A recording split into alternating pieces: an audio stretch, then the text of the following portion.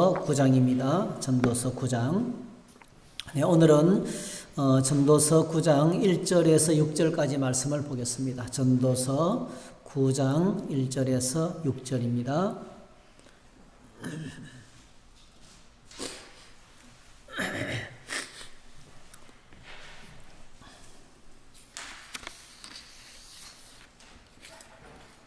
네, 같이 읽으시겠습니다. 이 모든 것을 내가 마음에 두고 이 모든 것을 살펴본즉 의인들이나 지혜자들이나 그들의 행위나 모두 다 하나님의 손안에 있으니 사랑을 받을는지 미움을 받을는지 사람이 알지 못하는 것은 모두 그들의 미래의 일들임이니라. 모든 사람에게 임하는 그 모든 것이 일반이라. 의인과 악인, 선한 자와 깨끗한 자와 깨끗하지 아니한 자, 제사를 드리는 자와 제사를 드리지 아니한 자에게 일어나는 일들이 모두 일반이니 선인과 죄인, 행세하는 자와 행세하기를 무서워하는 자가 일반이로다.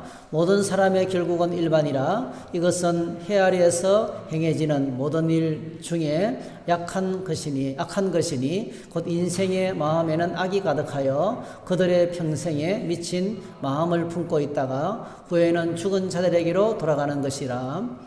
모든 산자들의 중에 들어있는 자에게는 누구나 소망이 있음은 산개가 죽은 사자보다 낫기 때문이니라. 산자들은 죽을 줄을 알되 죽은 자들은 아무것도 모르며 그들이 다시는 상을 받지 못하는 것은 그들의 이름이 잊어버린 바 됨이니라. 그들의 사랑과 미움과 시기도 없어진 지 오래이니 해 아래에서 행하는 모든 일 중에서 그들에게 돌아갈 몫은 영원히 없느니라. 아멘. 오늘 주어진 말씀을 가지고 삶의 마지막을 기억하며 이런 제목으로 말씀을 잠시 나누고 기도하는 시간을 가지겠습니다. 네, 오늘 이 본문은 1절에서 우리가 절대 잊지 말아야 될 아주 중요한 삶의 원리를 기록하고 있어요.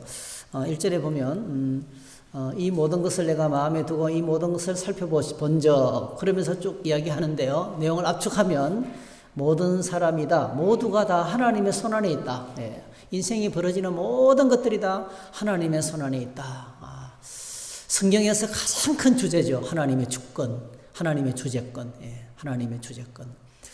사람들이 마음대로 하는 것처럼 보이지만 절대로 사람들 뜻대로 되지 않습니다.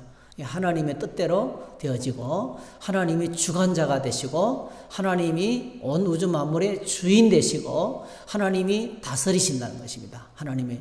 그래서 여러분 예수님을 믿든 안 믿든 하나님의 통치 가운데 있어요. 그래서 예수님을 믿는 자는 하나님의 통치를 기뻐하는 자들이고요. 예수님을 믿지 않는 사람들은 하나님의 통치를 거절하는 사람이지만은요. 거절해도 하나님의 통치를 벗어날 수 있는 게 아니고요. 결국은 하나님의 심판대 앞에서 그 통치 아래서 영원한 형벌을 받게 되어 있습니다. 그래서 이 하나님의 주재권은 성경의 창세기부터 요한계시록까지의 제일 큰 주제죠. 하나님의 주권, 하나님의 주권. 여러분 창세기 1장 1절에 보니까 태초에 하나님이 천지를 창조하시니라. 로마서 11장 36절 만물이 주에게서 나오고 창조주, 주로 말미암고 섭리. 지금도 계속 다스리고 계신다는 거예요. 여러분 역사가 흘러가고 있는 것들 보면 정치가가 마음대로 할 수가 없어요.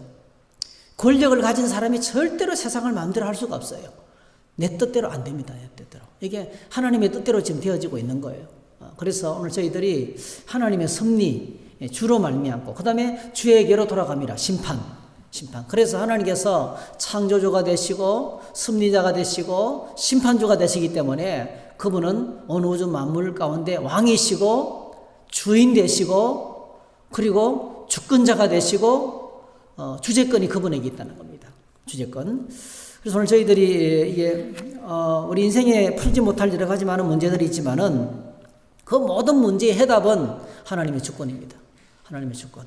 욥기에 보면 욥이 형제들이 욥의 친구들이 와서 그렇게 욥이 고난 당하는 이유를 들려줬지만 다 틀렸어요. 한 명도 알아맞히지 못합니다. 전부 다 뭐죠? 그리고 마지막에는 하나님께서 질문하기 시작하시는데요. 뭘 말씀하셨어요? 하나님의 주권이다. 하나님의 주권이시다. 우리 인간이 머리로 풀 수 있는 분석하고 판단하고 연구한다고 알 수 있는 게 아니다. 그래서 여러분 전도서에 보게 되면요. 모르는 게 너무 많아요. 이게 전도서가 인생에 대해서 뭔가를 이야기하는데요. 엄청나게 많은 부분이 모른다는 이야기가 되게 많이 있어요. 모른다 이렇게. 다 일반이다. 이 사람의 생각으로 풀 수 있는 수수께끼가 인생의 수수께끼가 아니라는 것입니다. 그런데 이 모든 것들이 다 하나님의 손 안에 있다. 내가 가진 모든 것이 주님의 것이고 나의 삶 전부도 온 세상의 역사까지도 주님이 영원히 다스리고 계신다는 믿음입니다. 그래서 진정한 믿음의 시작은요, 하나님의 주권을 인정하는 데서부터 시작이 됩니다. 왜? 성경이 그렇게 시작하고 있어요. 성경 창세기가 온 우주 만물은 하나님의 것이다라고 선포하고 있잖아요. 태초에 하나님의 천지를 창조하시니라. 그러니까 진짜 믿음을, 하나님을 향한 바른 믿음의 시작은 하나님의 주권을 인정하는 데서부터 시작이 됩니다. 우리가 이걸 생각하면 몇 가지 우리가 유익이 있는데, 첫 번째로 겸손할 수밖에 없어요. 내가 아니고 하나님이시구나. 예. 우리가 마음대로 할 수 있는 것이 아니고 모든 게 하나님께 달렸구나. 겸손할 수 있습니다. 그 다음에 두 번째로는 너무나 든든하고 평안해요. 날 사랑하시는 하나님이, 나의 사랑하는 아버지가 온 우주 만물의 통치자가 되시고 이 모든 것을 다스리고 계시는구나. 걱정 안 해도 되겠네. 예. 여러 가지만 어려운 상황이지만은 이 속에서 평안할 수 있어요. 이 속에서 하나님이 주신 이 가을의 아름다움을 누릴 수가 있고요. 또 식탁에서 감사할 수 있고요. 예. 적은 소득에도 불구하고 기뻐할 수 있고요. 또 가정 안에서 일상에서 하나님 주시는 소소한 행복들을 누리며 살아갈 수 있는 그 하나님이 참 든든하고 평안합니다. 그 다음에 세 번째로는 하나님을 향한 경외의 믿음. 하나님을 향한 경외. 궁극적으로 하나님이 다 잡고 계세요. 정말 하나님을 두려워하는 믿음. 성경에서 말씀하고 있는 진짜 믿음은 하나님을 두려워하는 믿음이거든요. 하나님을 향한 경외의 믿음을 향해서 나아갈 수 있는 그런 큰 유익이 하나님의 주재권을 생각할 때 알 수 있어요. 그래서 오늘 본문에 저희들이 인생에 대해서 하나님의 주재권, 인생에는 하나님의 주재권이 있는데 그럼 우리가 어떻게 살아야 될 것인가? 어떻게 살아야 될 것인가? 두 가지로 우리에게 성경은 들려주고 있습니다. 첫 번째로 성도는 삶의 마지막 죽음이죠. 죽음을 항상 기억하며 살아야 된다는 거죠. 앞부분에 나왔어요. 잔치집에 가는 것보다 장례식집에 가는 것이 더 유익하다. 여러 번 언급했는데 항상 우리가 나는 지금 죽음을 향해서 나가고 있다. 인생의 모든 것을 다 털고 빈손으로 하나님 앞에 갈 날을 기억하며 살아야 된다는 거죠. 항상 이것을 기억하며 살아라 이렇게 이야기하고 있습니다. 3절에 보니까 모든 사람의 결국은 일반이라. 그게 바로 뭡니까? 결국 중간에 내용을 생략하고 죽은 자들에게로 돌아가는 것이라. 이런저런 이야기가 많고 에피소드가 많고 이런저런 삶의 사건이 많지만 궁극적으로 모든 사람에게 동일한 딱 한 가지, 죽는다는 겁니다. 죽는다. 그래서 우리가 다 죽는다는 사실을 생각하며 잊지 않고 늘 기억하면서 살아야 된다는 것입니다. 사실 우리가 하루의 삶을 좀 일상이 참 바쁘죠, 그죠? 일상이에요. 왜 그렇게 해야 될 일이 많은지 모르겠어요. 그런 말이 있잖아요. 백수가 가로 산다. 얼마나 바빴으면 가로해서 쓰러지겠어요. 그러니까 직장에 다니시든지 집에 있든지 어떤 일을 하든지 간에 참 저희들에게 일들이 많아요. 끝없이 계속 일들이 많아요. 저도 늘 그게 이제 스트레스예요, 스트레스. 해야 할 일이 지금 쌓여 있어요. 해야 할 일들이 쌓여 있고 그게 짐이 되고 이거 해야 되는데 하는 일들이 쫙 밀려 있어요. 책도 읽어야 되죠. 성도들도 찾아뵈야 되죠. 또 이런저런 문제를 해결해야 되죠. 오늘 아침에도 보니까 아빠 스위치가 고장났어요. 그래, 알았다, 고쳐줄게. 그러다가 이제 그 고치는 시간이 일주일이 지나고 2주일이 지나는 거예요, 이렇게. 그래, 스위치가 딱 들어갔는데 이게 이제 꺼지질 않는 거예요. 계속 불이 켜져 있어요. 그래서 야, 그래도 끄는 방법이 있다. 올라가서 전구를 돌려서 전원을 차단해라 일단 이렇게. 그래도 돼요. 그런 거, 예를 들면 그런 거죠. 끝없이 계속해서 우리에게 일이 있는데 이 일들 때문에, 일상의 분주한 일들 때문에 우리가 한 가지 총량을 잊을 때가 있어요. 내가 죽는다는 사실을 잊어버리고 살 때가 많습니다. 내가 죽는다는 사실을 잊어버리고 살 때가 많다는 거예요. 그런데 오늘 물론 이제 이따금씩 장례식에 참여할 때는 나도 언젠가는 이렇게 누워서 세상을 떠나야겠지. 내가 죽을 때는 어떨까 이렇게 장례식에 참여할 때는 그런 생각을 저도 합니다. 저도 하고 어느 때보다도 먼저 가신 분들이 막 제가 아버님이라든지 뭐 또 주변에 가까운 친구 가신 분들의 생각이 그때는 더 절실하게 느껴져요. 죽음에 대해서 더 깊이 생각하게 됩니다. 그런데 또 이렇게 뭐 분주하게 살다 보면은 금세 잊어버리게 되거든요. 죽음이란 단어를 떠올리는 것을 좀 싫어하고 꺼리기도 하고 또 사실은 생각할 여유조차 없는 것이 우리의 삶인 것입니다. 그런데 성경은요, 이 문제에 대해서 절대로 양보하지 않고 분명한 메시지를 전합니다. 성경은 아주 눈을 똑바로 쳐다보고 우리에게 외치는 메시지가 있어요. 그게 죽음은 우리에게 빼도 박을 수 없는 정해진 사실이라는 거죠. 그래서 히브리서 9장에 보니까 한 번 죽는 것은 사람에게 정해진 것이요 그 후에는 심판이 있다. 죽음과 심판. 분명한 메시지. 성경은 죽음과 심판만큼 센 메시지가 없어요. 로마서를 시작하면서도 심판과 죽음, 심판과 죽음과 멸망, 그게 복음의 시작입니다. 복음의 시작. 하나님이 세상을 이처럼 사랑하사 독생자를 주셨으니 이는 저를 믿는 자마다 멸망치 않고, 그게 복음이에요. 그러니까 복음은 멸망과 죽음과 심판에서부터 시작되는 메시지예요. 그게 없다면 복음이 필요가 없죠. 그래서 한 번 죽는 것은 사람에게 정한 이치다. 그 다음에 고린도서 5장 10절에 이것도 강조합니다. 이는 우리가 다 반드시 한 명도 예외가 없이 반드시 그리스도의 심판대 앞에 나타나게 되어 각각 선악간에 그 몸으로 행한 것을 따라 받으려 함이라, 이렇게 했어요. 그래서 이거는 뭐 누구도 바꿀 수 없는 진리고 이 원리를 비켜갈 수 있는 인생은 하나도 없고, 그래서 죽음이라는 것은 모든 사람이 맞이해야 될 우리 인생의 맨 마지막의 단계라는 거죠. 인생의 맨 마지막의 단계라는 것입니다. 근데 이것은 이제 우리의 영역이 아니고요, 하나님의 영역이죠. 하나님의 영역. 하나님의 영역이기 때문에 그때가 언제인지 알 수 없다. 우리 아까 부분에 그때가 언제인지 알 수 없다. 언제 이 죽음이 찾아올지 아무도 모른다는 거예요. 그래서 먼저 태어났다고 해서 먼저 죽는 것이 아니라는 사실을 우리가 너무 잘 알고 있어요. 그래서 출생에는 순서가 있지만은 죽음에는 순서가 없다. 아무도 모른다. 아무도 모른다는 것을 우리가 인정을 해야 됩니다. 그럼 우리가 하나님을 믿는 저와 여러분들이 왜 죽음을 기억하며 살아라고 성경은 말씀하고 있을까요? 죽음을 기억하면서 살아야 될 이유가 뭘까 하는 것을 생각해야 됩니다. 죽음 앞에서는 항상 두 가지 사상이 있죠. 하나는 허무주의입니다. 허무주의. 하나는 믿음이죠. 믿음으로 말미암아 소망이 생깁니다. 그 믿는 자와 믿지 않는 자의 죽음이 완전히 달라요. 그 죽음의 의미와 죽음이 주는 그 의미와 가치가 완전히 정반대입니다. 믿지 않는 사람들은 죽음은 허무입니다. 허무. 죽으면 모든 것이 끝나버립니다. 모든 기회가 박탈당합니다. 죽으면 모든 삶의 끝이 되어버리고 맙니다. 끝나버리는 겁니다. 정말 허무해요. 그래서 어차피 다 죽을 걸, 인생 그렇게 왔다 가고 허무한 걸, 그러면서 아무렇게나 살아라.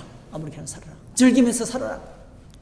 이게 방탕과 쾌락과 사치와 이 모든 엉망의 삶이요, 죽음에 대한 정의에 따라서 이렇게 달라지는 거예요.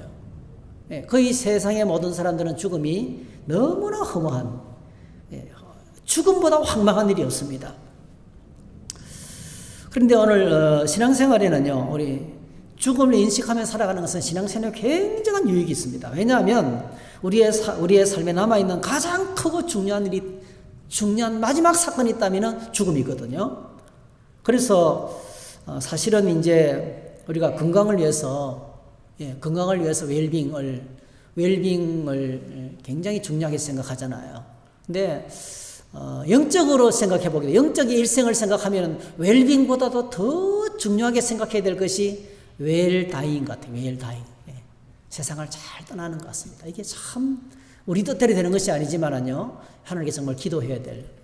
어저께도 어떤 우리 연세가 드신 분이 오셔서, 목사님, 이게 제가 세상을 떠날 때 이게 막 인공호흡 이런 거 안 하고 하려고 하는데, 그 알아보니까 그걸 미리 어디 가서 신청을 해야 된다 그러더라고요. 어디 가서 신청을 해야 되는데 오늘 그거 하러 간다고, 이렇게. 나는 정말 하나님이 딱 쓰러지면 그냥 다른 거 하지 않고 바로 천국 가고 싶다고. 그럴 준비를 하기 위해서 오늘 간다고 그렇게 이야기하면서 저에게 왔다 가셔서 기도하시고 가셨는데요.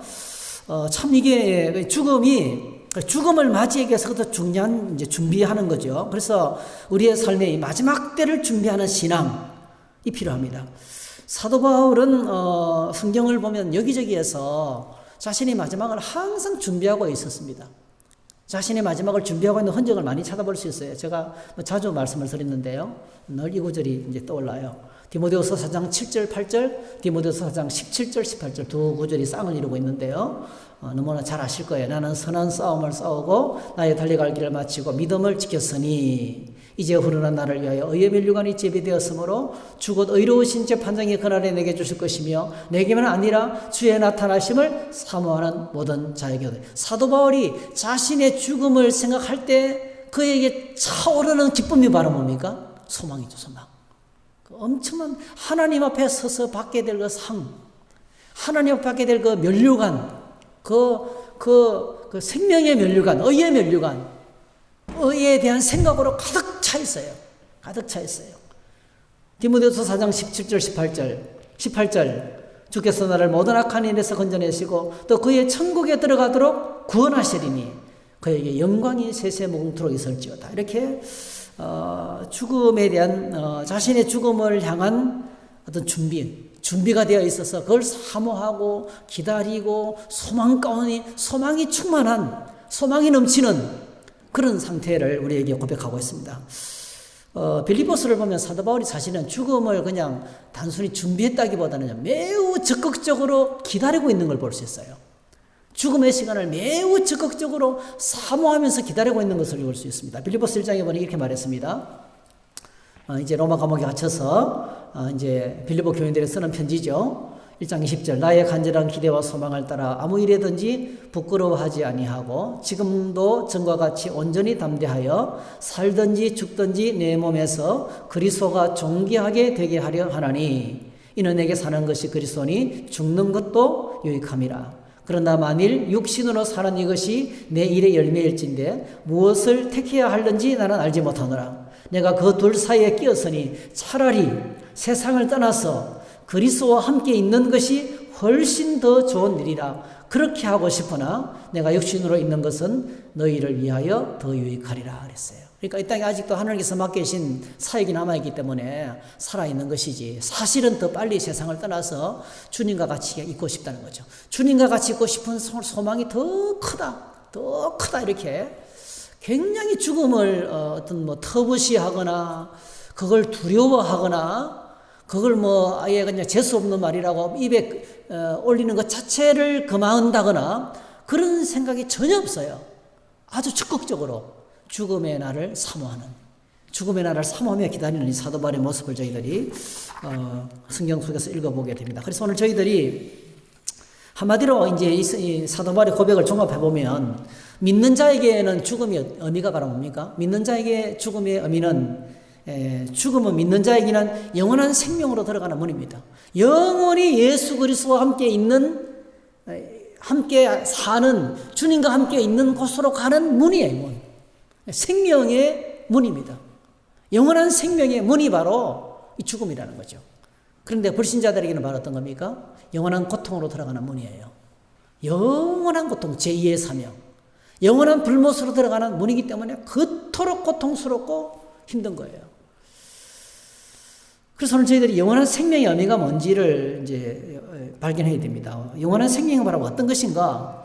물론 이제 앞부분에 빌립보서에서 사도 바울이 말하기를 세상을 떠나서 그리스도와 함께 있는 것, 이것이 이제 영원한 생명이죠. 주님과 함께 있는 것이 영원한 생명인데 요한계시록에서는 조금 더 구체적으로 이 영원한 생명을 우리에게 설명해 주고 있어요. 요한계시록 14장 13절 보면 또 내가 들으니 하늘에서 음성이 나서 이르되 기록하라. 지금 이후로 주 안에서 죽는 자들은 복이 있도다. 믿음을 갖고 세상을 떠나는 자는 복되다. 그것보다 복된 죽음이 없다. 그것보다 복된 죽음이 없다고 이야기하는 거예요. 성령이 이르시되 그러하다. 그들이 수고를 그치고 쉬리니 이는 그들의 행한 일이 따름이라 하시더라 했어요. 결국 영원한 생명의 시간은 바로 어떤 시간입니까? 땅의 모든 수고를 완전히 거치고, 오늘 저희들 사실은 이 땅에 있는 것 자체가 굉장히 수고가 가득한 겁니다. 좀 전에 어떤 공장에서 일하고 있는 한 분을 만나고 왔는데요. 좀 몸이 좀 어떠시냐 이래 물었더니 약을 1년 동안 먹었더니 이제 몸에 치료를 해서 1년 동안 먹고 있더니 그 후유증으로 조금만 움직여도 입안이 다 흘러 빠진다는 거예요. 입안이 다 흘러 빠진다는 거죠. 병원에서는 약을 안 먹으면 안 된다는 거예요. 계속 먹어줘야 됩니다. 완전히 치료된 것도 아니고. 그래서 제가 집사님 얼굴 좀 좋으시네 했더니 사실은 약의 부작용이 좀 나타나고 있는 것 같다고. 그러니까 좀 움직이고 나면 너무 고단해가지고 입안이 다 불어터진다는 거예요. 그래서 이게 지금도 입안이 다 불어터졌다는 거죠. 이제 그게 참 고단해요, 그렇죠? 오늘 저와 여러분들의 생애가 고단합니다, 굉장히. 그런데 영원한 생명은 바로 어떻습니까? 땅의 모든 수고를 거치고 쉬리니 완전한 안식으로 들어가는 거죠. 그래서 완전한 안식의 삶, 이 땅의 수고를 쉬고 완전한 안식의 세계로 들어가는 것이 영원한 생명, 하나님께서 우리에게 주신 영원한 생명의 이제 의미인 것을 보게 됩니다. 그래서 이제 빌립보서에서 사도 바울이 이거 사모해야 된다. 우리의 심히 인권은 하늘에 있는지라 거기로부터 구원하는 자 곧 주 예수 그리스도를 기다린다. 그러니까 아주 적극적으로 천국을 소망하면서 그날을 사모하며 기다리는 것이 오늘 저희들의, 그러니까 왜 죽음의 날을 기억하며 살아야 되겠습니까? 이 땅에 소망이 있는 것이 아니고요, 천국에 대한 소망을 갖고 살기 위해서. 죽음이라는 것을 생각하지 않고는 절대로 소망이 없거든요. 이 죽음을 뛰어넘는 영원한 하나님 나라의 소망이 우리 안에 있어야 된다. 그래서 오늘 저희들이 하나님 말씀 앞에 늘 결단을 해야 됩니다. 매일같이 결단해. 오늘도 내가 이 땅의 끝만 바라보고 살 것인가, 아니면 하나님 나라를 바라보며 살 것인가를 늘 결정해야 됩니다. 이 땅의 가치에 묶여서 피곤한 인생을 살 것인가, 아니면 적당히 틀어버리고 적당히 욕심을 비우면서 하나님의 일을 하면서 하나님 소망을, 하나님의 뜻을 구하면서 그렇게 하나님의 소망 가운데 살 것인가를 우리가 결정을 해야 됩니다. 오늘 저와 여러분들이 천국에 대한 소망으로 매일매일 살아갈 수 있기를 축복합니다. 첫 번째 원리고요. 두 번째는 이제 성도는 우리에게 주신 생명의 시간 동안에, 사도 바울도 자기가 살아있을 동안에 해야 할 일이 있다 했는데요, 이 생명의 시간에 주신 기회를 소중하게 생각해야 된다는 겁니다. 살아있는 삶의 기회를 굉장히 소중하게 생각해야 된다는 겁니다. 최근에 세상의 경향을 보면 우리나라가 여러분 세계에서 자살률이 최고 높아요. 얼마나 생명을 경시하는지 몰라요. 사실은 생명을 경시하는 것은요, 하나님이 주신 삶의 기회를 저항하는 거거든요. 거절하는 거거든요. 이거는 우리 영역이 아닌데 하나님의 영역인데, 생명의 영역은 하나님의 영역인데 그걸 저항하는 거거든요. 그래서 오늘 이 땅과 온 세상 가운데 얼마나 생명을 경시하는 풍조가 가득한지 몰라요. 생명 알기를 우습게 알아요. 이게 이제 이 땅의 하나의 큰 경향입니다. 그런데 우리는 그렇게 살지 말아야 된다는 거죠. 특별히 오늘 말씀을 보니까 전도서 9장 죽음의 날을 기억하면서 살아라. 그러면서 이제 동시에 뭡니까? 그럼 살아있는 날에 대한 소중함, 살아있는 날에 대한 남다른 소중한 생각을 갖고 살아야 된다는 것을 아주 재밌게 표시했어요. 전도서 9장 4절에 보니까 모든 산자들 중에 들어있는 자에게는 누구나 소망이 있음은 산개가 죽은 사자보다 낫기 때문이다. 모든 산자들은 소망이 있다는 거예요. 모든 산자는 소망이 있다는 거예요. 오늘 저와 여러분의 상태가 죽을 것만 같은 상황이라 할지라도 꼭 기억하세요. 죽을 것만 같은 상황이라 할지라도 모든 살아있는 자들에게는 소망이 있다는 거예요. 소망. 오늘 저와 여러분들이 소망을 잃지 마라. 야, 이렇게 나가다가는 끝나겠다. 이렇게 가다가는 교회가 완전히 막 끝나겠다. 사실 엄청나게 사실 불안해요. 여러분이 기독교의 전체 전 세계 이 판도를 보면 선교가 지금 선교의 시대가 거의 끝나가고 있어요. 선교가 가능한 나라가 얼마 안 됩니다. 지금 거의 없습니다. 지금 캄보디아 가능해요. 사실 베트남도 지금 사실은 사회주의가 들어와가지고 거의 불가능해요. 비밀리에 해야 됩니다. 라오스 굉장히 어렵습니다. 그리고 저 회교권 불가능합니다. 회교권에 선교사가 들어가는 불가능합니다. 중국 다 추방당했습니다. 선교사가 들어가서 활동할 수 있는 나라가 거의 없어요, 지금요. 선교의 시대가 끝나가고 있고요. 그리고 여러분 아시는 것처럼 이 전염병이 계속되면서 이 교회가 지금 모이는 것 자체가 어려워지고 있기 때문에 얼마나 어려운지 몰라요. 얼마나 어려운지 몰라요. 엄청나게 많은 교회들이 부도가 나고 있고요. 경매로 나오는 교회가 수천 교회가 지금 나오고 있습니다. 그런 교회는 이제 어려운 상황을 모르고 예배당 건축을 시작했다가 감당이 안 되는 거예요. 예배당 건축을 시작했는데 성도들이 안 모이니까 헌금도 안 나오고 예배당 유지가 안 되는 그런 상황입니다. 자, 그런데 여러분, 오늘 저희들이 기억하셔야 되겠어요. 우리가 살아있다면 어떤 상황을 만나도 성경은 소망이 있다.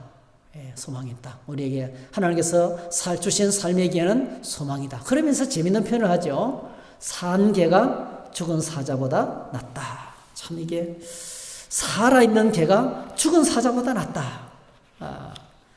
이거는 이제 이유는 딱 한 가지죠. 산 개가 죽은 사자보다 낫다는 말은요, 살아있는 것 자체가 축복이라는 거예요. 살아있는 것 자체가 축복이라는 것입니다. 왜냐하면 죽음은 우리에게 더 이상 기회가 없기 때문에, 모든 기회가 끝이 나는 것이 죽음이기 때문에 사랑할 기회도 없고 용서할 기회도 없고 섬김에 봉사할 수 있는 기회도 없고, 그러나 이제 살아있는 자들에게는 용서할 수도 있고, 지금 이 시간에 하나님께서 우리에게 엄청난 기회들을 주고 계시다는 거죠. 온전하게 예배할 수 있고, 기도할 수 있고, 말씀 보좌 앞에 나아갈 수 있고, 하나님의 뜻을 구할 수가 있고, 그죠? 어려운 사람을 돌아볼 수 있는 기회가 있고, 사랑할 기회, 용서할 수 있는 기회, 섬길 수 있는 기회가 있다는 거예요. 우리에게는 그런 기회가 주어져 있습니다. 그래서 오늘 우리는 하나님께서 생명의 시간을 통해 주신 기회를 소중하게 생각하고 붙잡아야 된다. 그 기회를 소중하게 생각하고 붙잡아야 된다. 이런저런 핑계가 많아. 나는 혼자다. 나는 몸이 아프다. 나는 돈이 없다. 수많은 핑계들이 있어요. 우리에게 삶의 기회를 포기하도록 하는 수많은 부정적인 핑계들이 많습니다. 그럼 꼭 기억하시기 바랍니다. 어떤 상황이 있다 할지라도 하나님이 주신 삶의 기회를 소중하게 생각하고 붙잡을 때 우리의 삶은 이 땅에서 하나님을 경험하면서 하나님 앞에 영광 돌릴 수 있는 삶이 될 줄 믿습니다. 그래서 오늘 저희들이 생명 경시가 풍조가 가득한 이 세상 가운데서 이렇게 나에게 주어진 생명의 시간들을 소중하게 생각하며 살아가는 우리 삶의 몸부림, 이것이 기독교인으로서 하나님을 섬기는 신자의 마땅한 삶의 모습이라는 것입니다. 그래서 우리는 중요한 것은 하나님께서 허락하신 생명의 시간을 살아갈 때 하나님의 거룩한 뜻을 매 순간 발견하면서 그 뜻대로 움직이는 인생이 되어야 한다는 것입니다. 성도 여러분, 오늘 하나님께서 우리에게 우리의 눈을 뜨게 하셔서 살아갈 기회를 주셨습니다. 아침에 눈 뜨고 움직일 수 있는 기회를 주셨어요. 밥을 먹고 살아갈 수 있는 삶의 기회를 주셨습니다. 예배할 수 있는 삶의 기회를 주셨습니다. 기도할 수 있는 기회도 주셨습니다. 이제 무엇을 어떻게 살아야 되겠습니까? 성경은 이렇게 우리에게 말씀해 주고 있습니다. 결론적으로 골로새서 3장 2절에 보니까 위의 것을 생각하고 땅의 것을 생각하지 말라. 이는 너희가 죽었고 너희 생명이 그리스도와 함께 하나님 안에 감추어졌습니다. 우리 생명이신 그리스도께서 나타나실 그때에 너희도 그와 함께 영광 중에 나타나리라. 그러므로 땅에 있는 지체를 죽이라. 곧 음란과 부정과 사욕과 악한 정욕과 탐심이니 탐심은 우상 숭배니라. 이렇게 말씀했습니다. 네, 우리가 말씀을 정리해 보도록 하겠습니다. 오늘 하나님께서 우리에게 두 가지를 기억하라고 말씀합니다. 하나는 우리는 반드시 죽는다. 그러니까 항상 나의 삶의 마지막 순간을 기억하면서 살아라, 이렇게 말씀하고 있습니다. 그것을 통해서 주는 영적인 유익이 크다는 것입니다. 그 다음에 두 번째로 살아있는 동안에 죽음만 생각하며 살아가는 게 아니고요, 살아있는 동안에 주신 하나님의 삶의 기회들, 이 기회를 소중하게 생각하고 아무리 어려운 상황이라 할지라도 이걸 감사하면서 하나님 주신 기회를 붙들고 이 상황 속에서 내가 할 수 있는 최고의 삶을 살 것을 우리에게 말씀하고 있습니다.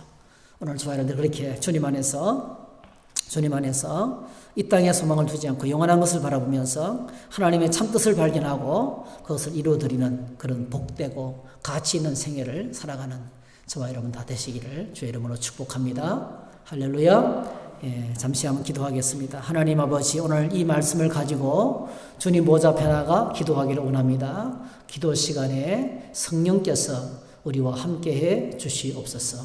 예수님의 이름으로 기도하옵나이다. 아멘. 우리 함께 찬양하는 시간을 가지겠습니다. 찬송하고 우리 합심해서 한번 기도하겠습니다. 찬송가 270장입니다. 변찬